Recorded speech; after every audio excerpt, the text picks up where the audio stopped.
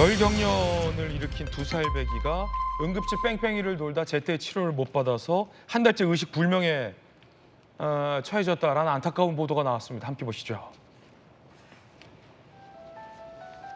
자, 지난달 4일 경기도의 고양시 일산 동구에 오후 8시 40분경 28개월 된 두 살배기 A양이 열경련 증상이 나타났습니다. 어린아이가 고열 때문에 경련 증상이 일으키면 이거 심각할 수 있거든요. 119에 신고했고요. 51분경 구급대원이 도착해서 인근 병원 11곳을 타진했는데 응급실 수용을 거부받았습니다. 결국 9시 18분경 인천 인하대병원에서 수용 가능하다라는 답변을 받았고 9시 45분쯤 1시간 5분이 경과돼서 응급실에 도착했는데 응급처치로 열경련은 멈췄지만 보세요. 벌써 1시간이 넘게 증상이 나오고 나서 1시간이 넘게 열경련 증상에 이 아이는 시달려야 됐고요. 결국 뇌 손상이 발생해서 한 달째 의식불명의 상황. 정말이지 안타깝습니다. 그런가 하면 이 실명 위기에도 20번 응급실에 전화로 돌리는 뺑뺑이를 겪은 국민도 나왔습니다.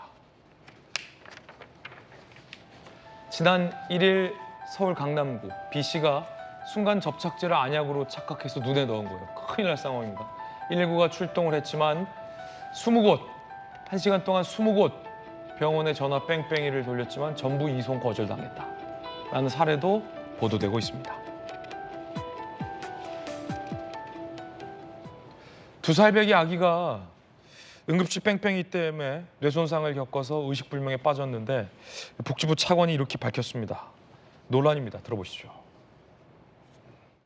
또 언급하신 그 보도 사례, 그 소아 사례는 저희도 이제 내용을 확인 중에 있는데 보니까 아마 8월 초에 일어났던 일입니다. 지금 한 달여가 좀 지난 상황인데 사실은 이제 그런 응급실 뺑뺑이 이런 사고는 최근 수년간에 계속 있었던 사례이지요. 그러니까 그런 일들이 없어야 하는데요. 그런 일들이 자꾸 반복적으로 발생을 하고 있는 것이 지금 우리나라 의료의 현실이고 그런 것들을 좀 근본적으로 개선해보자. 이것이 이제 의료 개혁을 추진하는 또 이유이고 내용이기도 합니다.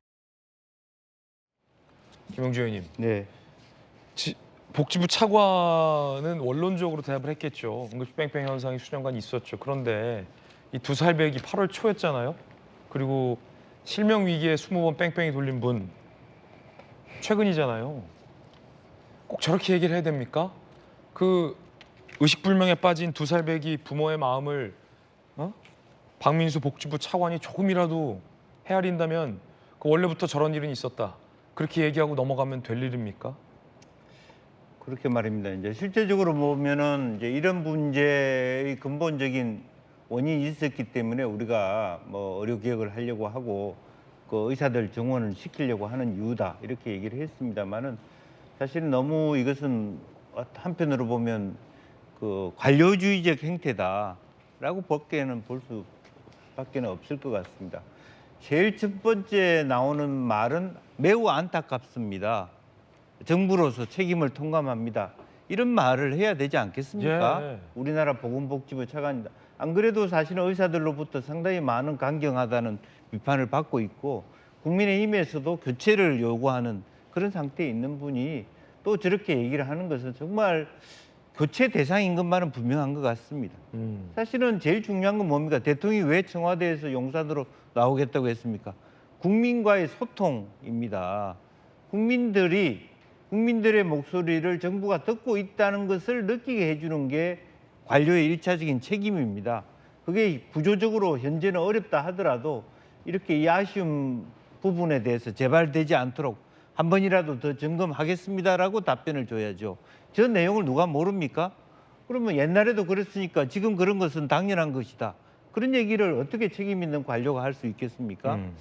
지금 그것이 정부는 뒷짐을 쥐고 앉아 있다는 방증이고 국회에서 여야가 모두 합쳐서 뭐 의료점검 체계 한다는 것 정말로 다시 한번 대통령실이나 복지부가 저런 안일한 대응 또 국민과의 사실은 불통을 스스로 표명하는 그런 대응 좀 자제했으면 좋겠습니다. 저희들은 60초 광고 보고 돌아오겠습니다. 잠시 후에 뵙죠.